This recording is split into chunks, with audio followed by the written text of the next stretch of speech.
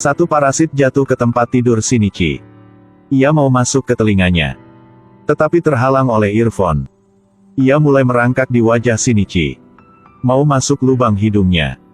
Tapi Shinichi terbangun, mengeluarkan parasit, lemparnya ke dinding dengan keras. Parasit itu tidak menyerah, masuk tangan kanan Shinichi. Parasit itu dengan panik menggeliat-geliat di lengannya. Shinichi segera mengikat lengannya dengan tali untuk hentikannya masuk. Anehnya, parasit itu tiba-tiba hilang. Shinichi perlahan tenang. Tetapi sampai hari kedua, Shinichi merasa lengannya sedikit lepas kendali. Menjatuhkan penghapus di kelas. Mau ambilnya. Shinichi bingung dan tidak mengerti apa yang terjadi pada lengannya. Saat main bola basket, bahkan tidak melihat satu pun. Berbalik dan melemparkannya tepat ke dalam lubang. Memang ada masalah tangan kanan. Shinichi buru-buru pulang. Dia mencari di internet untuk melihat apa yang salah dengannya. Mencari selamanya. Tangan kanan tiba-tiba muncul satu mata. Dia tercengang, memegang pisau di sebelahnya dan menusuk tangan kanannya. Dalam sekejap, tangan kanannya berubah menjadi monster yang ganas. Tapi kemudiannya lagi berubah menjadi makhluk kecil yang lucu.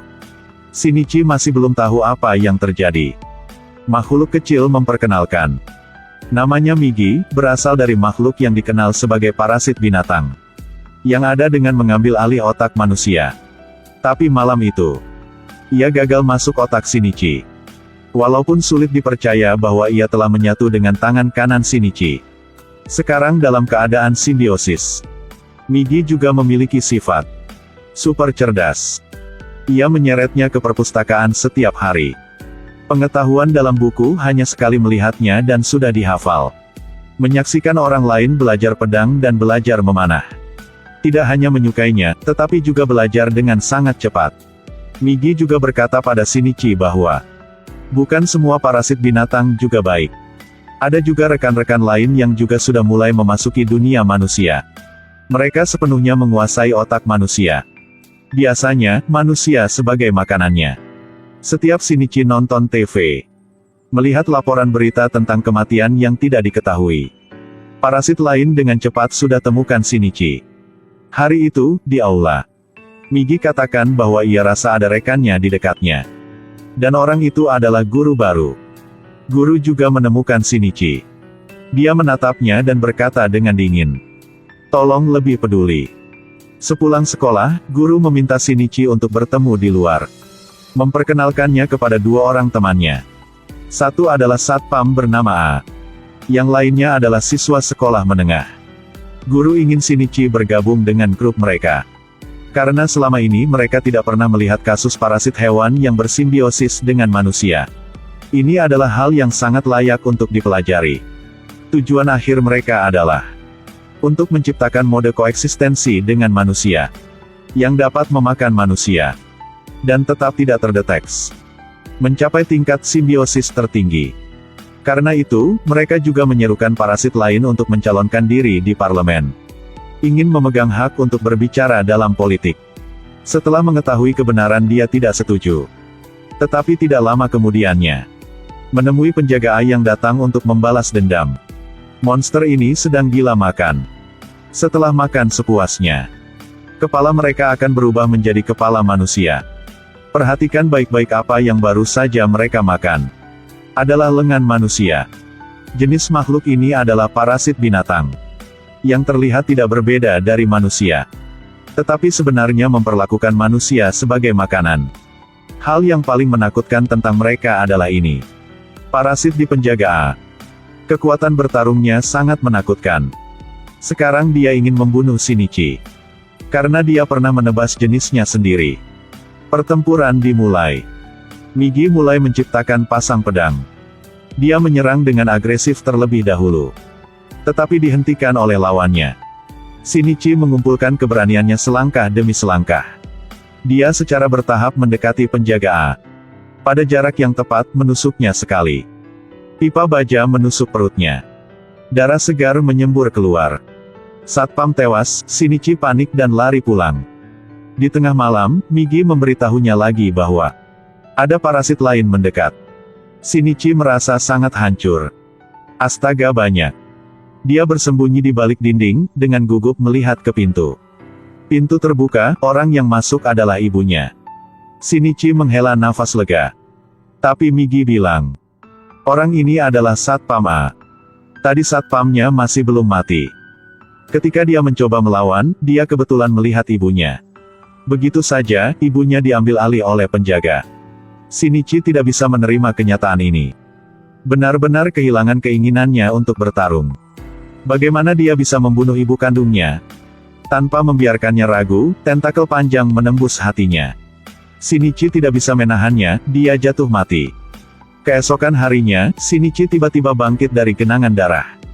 Dia melepas bajunya, menemukan bahwa luka di tubuhnya telah pulih. Ternyata Migi telah menyelamatkannya.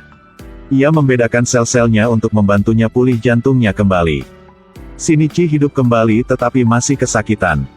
Dia memeluk kepalanya dan menangis.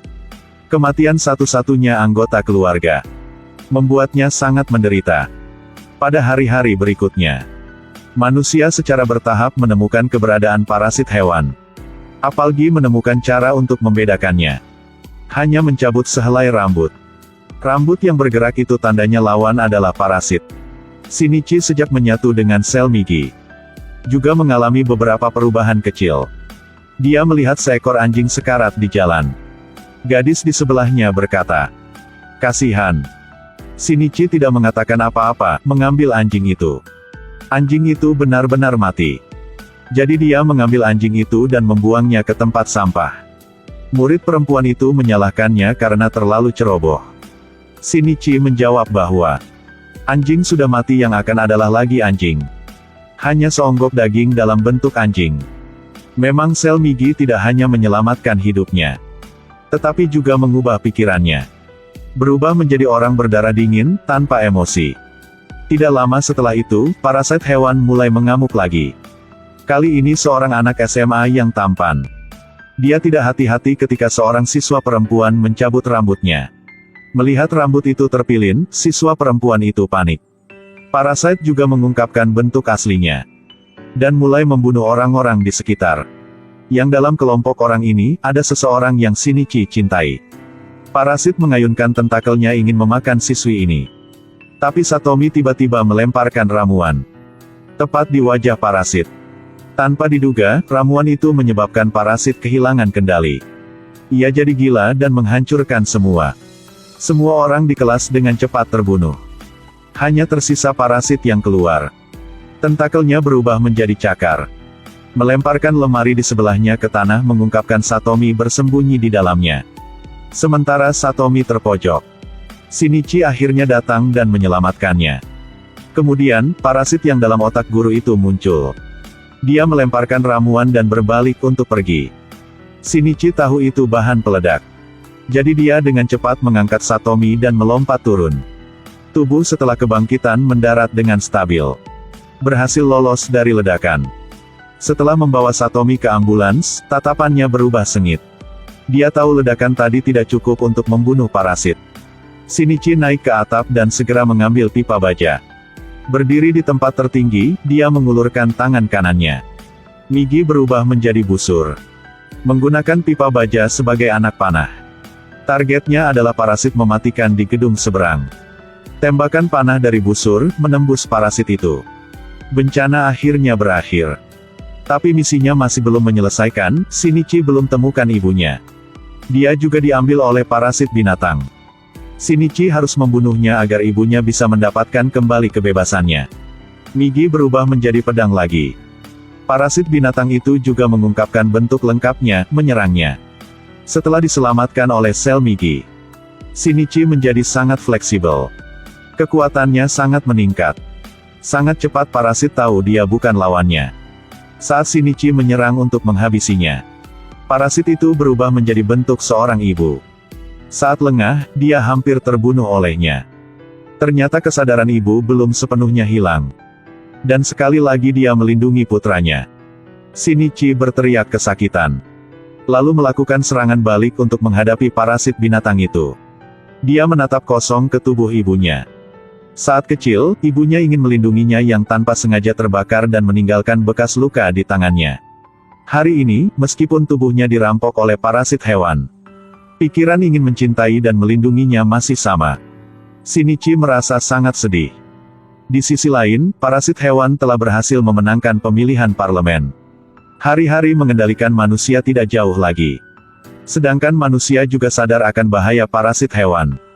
Sehingga mereka mulai mengerahkan pasukan untuk menghadapi. Sedangkan Shinichi juga secara bertahap memahami misi khususnya. Kemarahan membuncah di lubuk hatinya. Temukan parasit hewan. Lalu bunuh mereka satu persatu.